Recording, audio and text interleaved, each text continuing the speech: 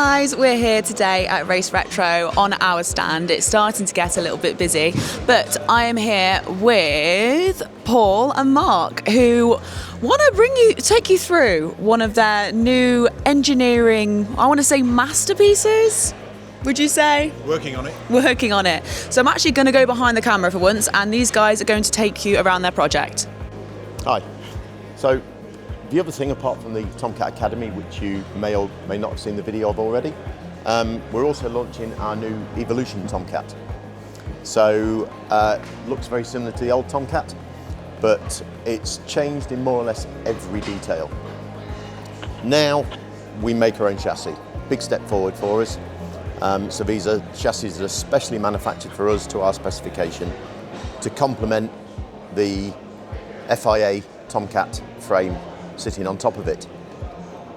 This particular vehicle is the Evolution. We're basing it on a 106-inch wheelbase. So it's the longer wheelbase Tomcat, which allows us to do more events at a higher speed. Completely ground up, blank sheet of paper design now. After that, we've actually increased the over-axle clearance on the car by 2 inches, 50 millimeters, sorry, still working Land Rover numbers, meaning we can run the car lower centre of gravity, but at the same time, we've actually increased the wheel travel, if necessary. You'll see we've also been able to lighten it in certain areas, so we're now using a punched and dimple-dyed cross member in various places, so we can save some weight and improve the design and the aesthetics of the car. It's designed around some new shock absorbers, Fox 3-inch internal bypass. These are also a coilover shock absorber, but the car can be built with these or the traditional style springs that many of you will be used to seeing. I think you can't help but notice our new machined aluminium radius arms. First development versions. Currently, the numbers are telling us they're 3.8 times stronger than the originals. So we may well save even some more weight on that yet. And lighter, Paul, aren't they? Absolutely. Yeah. So it's another key point, lighter. So we're going to save a bit more there. Hi guys, it's me again. I'm just picking up from Paul. Just continuing to go over the 106. As you can see, we've got the new radius arms, which Paul's mentioned.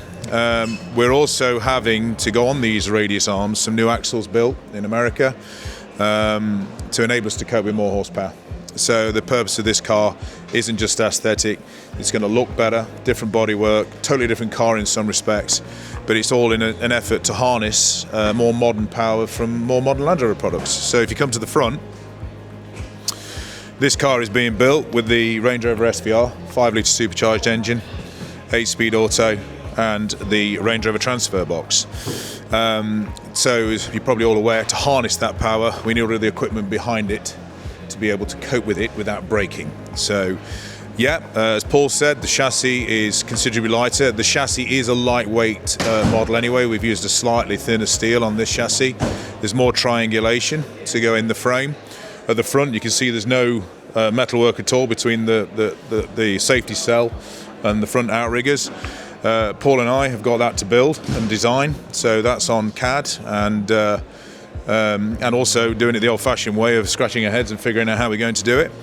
But this car is going to be the best we can do in a live axle race car. And the good news is when it's done, you can have it in a road car version as well. There you have it, guys. Just a little bit of insight on our brand new Evolution. Keep up with us on social media to see on how it's getting on. Hopefully, it will be an absolute weapon when it's done. An engineering masterpiece. So it's going to be a weapon. There you go, confirmation from the man himself. But yes, brilliant. Thank you so much for watching, guys, and we'll see you in the next video.